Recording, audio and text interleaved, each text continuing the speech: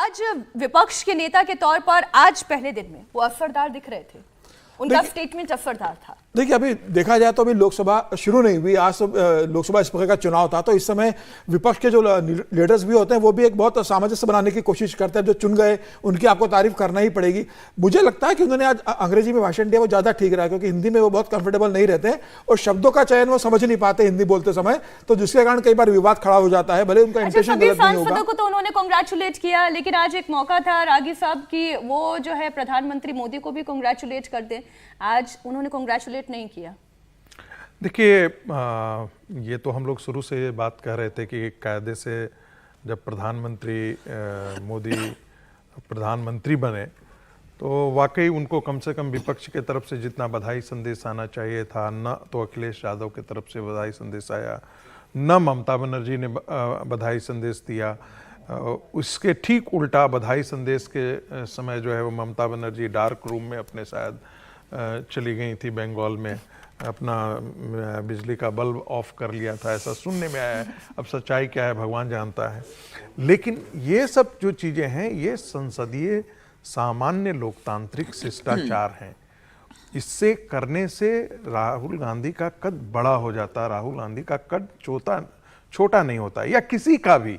यदि अभी भी जो है, मैं आने वाले दिनों में यदि राहुल गांधी यदि यंग तुर्क की भूमिका में रहेंगे तो मुझे लगता है कि उनका कद बड़ा नहीं होगा।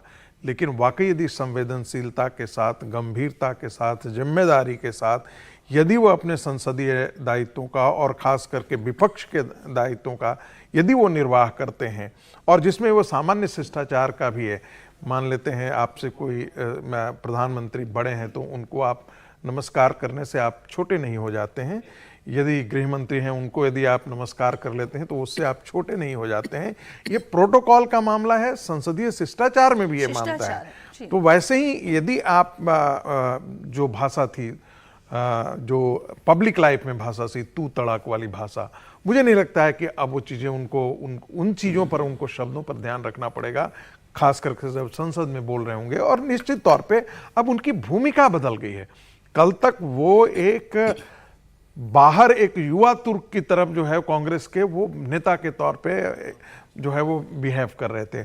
अब उनको संसदीय मर्यादा और संसदीय आचरण में रह करके उनको मुखरता के साथ विपक्ष की भी आवाज उठानी पड़ेगी और सरकार को घेरने की जिम्मेदारी भी। और विपक्ष के बीच में भी तो एक तालमेल बना के रखने की क्या लीडर ऑफ ऑपोजिशन की हर्षवर्धन जी जिम्मेदारी नहीं हो जाती है कि आप कोई भी फैसला लेने से पहले अपने साथियों को, अपने एलाइज को कॉन्फिडेंस में लें और उसके बाद फिर मीडिया के सामने आकर कोई बात बोलें।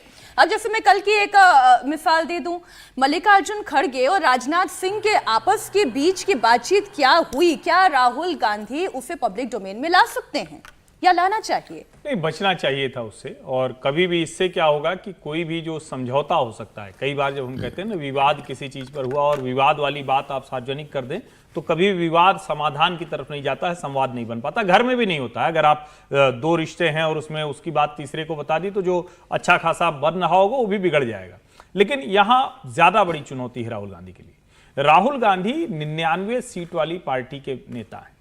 दूसरी जो पार्टियां हैं 37 सीटें हैं, उसी के बाद ममता बनर्जी हैं। मतलब एक तरह से कहें तो दूसरी पार्टियों के पास भी संख्या बल अच्छा खासा है। अगर उनकी ताकत बढ़ी है तो दूसरी विपक्षी पार्टियां जो कांग्रेस से निकल कर गई थी, जो अपनी जमीन तैयार कर रही थी, उनका भी एक संख्या बल है।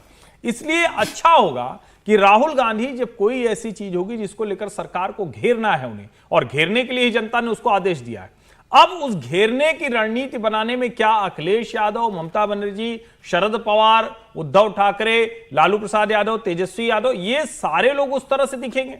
अब ठीक है कि राष्ट्रीय जनता दल की जो नंबर्स के लिहाज से कहें तो उनकी भूमिका बहुत छोटी हो गई है, लेकिन क्या उसके लिहाज से उनकी जो राजनीतिक भूमिका है वो कम हो जाएगी?